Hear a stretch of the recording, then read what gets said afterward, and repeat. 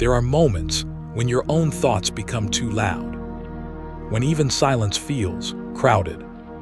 I remember standing in front of my mirror one night, exhausted, hollow, surrounded by noise no one else could hear. It wasn't the world that was loud, it was me.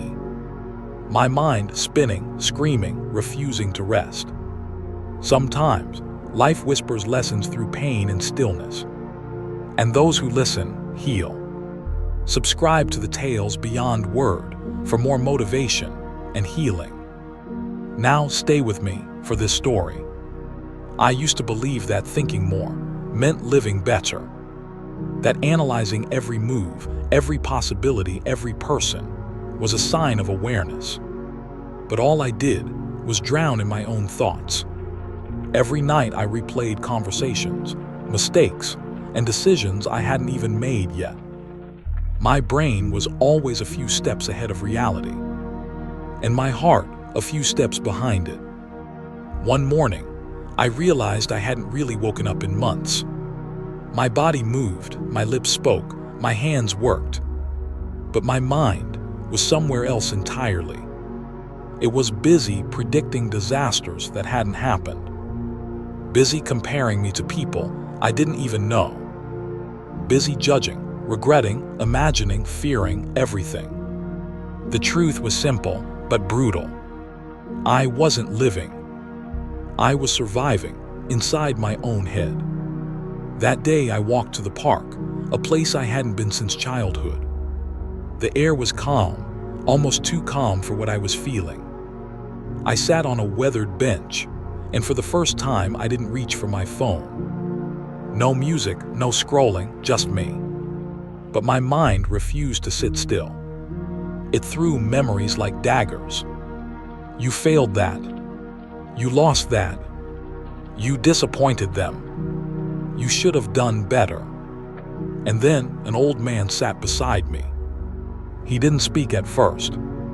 He just watched the pigeons scatter at his feet.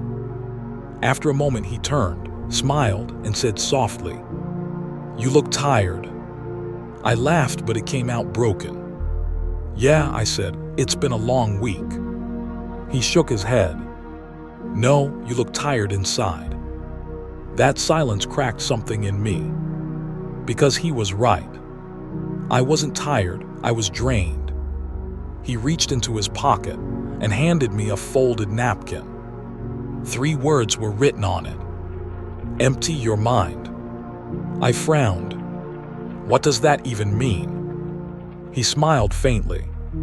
"It means stop carrying what isn't yours." He looked back at the birds. "You think too much because you trust your mind more than your soul."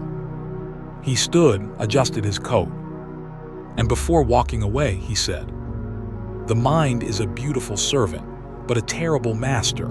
Learn to let it rest." Those words haunted me for weeks. Empty your mind. That night I sat in silence. No music, no screen, no distraction. Just me and the endless chatter inside my head. At first it was unbearable. Thoughts crashed like waves, one after another, never stopping. But then something shifted. I stopped fighting them. I just watched them. Every fear, every regret, every what if. I let them come and go, like clouds passing across a sky that wasn't theirs to own. And for the first time, I understood. My mind wasn't me. It was just noise. Days turned into weeks. I started walking every morning before sunrise. No phone, no agenda, just breathing. Slowly, the storm began to quiet. The voices that once screamed now whispered. The anxiety that once ruled me now waited for permission. I began to see beauty again. The rain tapping against my window. The warmth of sunlight on my face. The laughter of strangers. It felt like the world had been waiting for me to finally return. Not a new world. The same one, just clearer, softer, alive. I learned that emptying your mind doesn't mean forgetting. It means releasing what never belonged. The past that hurt, the future that scared you, the expectations that chained you. Peace doesn't come from adding more. It comes from removing what weighs you down. One morning, I went back to that park.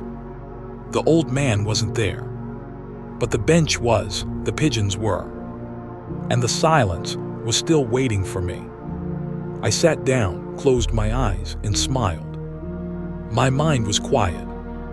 Empty, yes, but not hollow. Peaceful, spacious, free. That's when I understood. Emptiness isn't the absence of meaning. It's the space where meaning begins to bloom again. When you empty your mind, you make room for life to speak, for love to return, for gratitude to grow. Now I listen less to the noise in my head and more to the calm beneath it. Some days the noise still comes, it always will. But now I know it's just an echo, a mind learning to rest. And maybe that's what healing really is. Not escaping your thoughts, but learning to hold them softly, like clouds passing through a wide, forgiving sky. If your mind feels too full to breathe, maybe this is your reminder. Sit down, close your eyes, breathe, let go. You don't need to figure it all out right now. You just need to stop carrying it all at once. Empty your mind. Let silence do what words can't. Some stories don't end. They simply rest inside us, whispering when we need them most. And if this one stayed with you, let it lead you to the next. Here on the Tales Beyond Word. Subscribe for more motivation and healing, and keep walking gently toward yourself.